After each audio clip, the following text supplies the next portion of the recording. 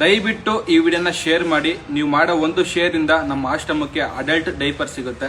So ಇಲ್ಲಿರೋ ಕಷ್ಟಗಳು ಒಂದೊಂದು ಸಮಸ್ಯೆ ಅಲ್ಲ, ಪ್ರತಿಯೊಬ್ಬರಿಗೂ ಕಾಯಿಲೆಗಳಿದೆ, ಅವ್ರದೇ ಆದ ತೊಂದರೆಗಳಿದೆ. ಸೊ ದಯವಿಟ್ಟು ನಿಮಗೆ ಯಾರು ಬಡತನದಲ್ಲಿ ಬೆಳೆದಿರ್ತಾರೋ ಅವ್ರಿಗೆ ಮಾತ್ರ ನನ್ನ ಮಾತುಗಳು ಅರ್ಥ ಆಗುತ್ತೆ. ಯಾಕಂದ್ರೆ ಇವ್ರ ಹತ್ರ ಇರೋ ಆಸ್ತಿ ಬೇಕು, ಇವ್ರ ಹತ್ರ ಇರೋ ಹಣ ಬೇಕು, ಬಟ್ ಇವ್ರ ಮಕ್ಳಿಗೆ ಇವ್ರು ಬೇಕಾಗಿಲ್ಲ. ಸೊ ನಾನು ವಿಡಿಯೋ ಮಾಡ್ತಿರೋ ಉದ್ದೇಶ ಇಷ್ಟು ಸ್ನೇಹಿತರೆ, ಎಂತೆಂಥ ವಿಡಿಯೋನ ಶೇರ್ ಮಾಡ್ತೀರಾ, ಇಂಥ ವಿಡಿಯೋನ ಶೇರ್ ಮಾಡಿ. ಸೊ ಇಲ್ಲಿರೋರಿಗೆ ಹೊಟ್ಟೆ ತುಂಬ ಊಟನೂ ಸಿಗುತ್ತೆ. ಸೊ ಆದಷ್ಟು ಶೇರ್ ಮಾಡಿ.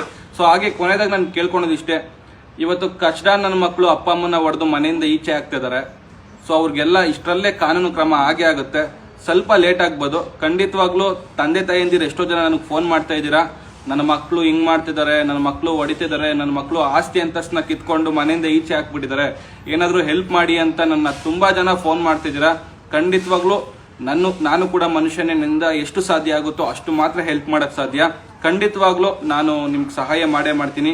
ಹಾಗೆ ಇವತ್ತು ಅಪ್ಪ ಅಮ್ಮನ್ನ ಹೊಡೆದು ಮನೆಯಿಂದ ಆಗ್ತಾ ಇರೋರಿಗೆ ಒಂದೇ ಮಾತು ಹೇಳೋದು, ಸೊ ಖಂಡಿತವಾಗ್ಲೂ ನಿಮ್ಮ ಮೇಲೆ ಕಾನೂನು ಕ್ರಮ ಆಗೇ ಆಗುತ್ತೆ. ಒಂದ್ ಸ್ವಲ್ಪ ಲೇಟ್ ಆಗ್ಬೋದು. ಸೊ ಒಳ್ಳೆ ಮಾತಾಗಿ ಹೇಳ್ತಿದ್ದೀನಿ, ಅಪ್ಪ ಅಮ್ಮನ್ನ ಯಾರು ಹೊಡೆದು ತಗೊಂಡೋಗಿ ಆಶ್ರಮಕ್ಕೆ ಬಿಡೋದಾಗಿರ್ಲಿ, ರೋಡ್ಗೆ ಬಿಡೋದಾಗಿರ್ಲಿ ಮಾಡಿದಿರೋ, ಸೊ ಆದಷ್ಟು ಬೇಗ ಅವನ್ನ ಕರ್ಕೊಂಬಂದು ಮನೇಲಿ ಇಟ್ಕೊಳ್ಳಿ. ಇಲ್ಲಾಂದ್ರೆ ಖಂಡಿತವಾಗ್ಲೂ ನಿಮ್ಮ ಮೇಲೆಲ್ಲ ಕಂಪ್ಲೇಂಟ್ ಆಗುತ್ತೆ.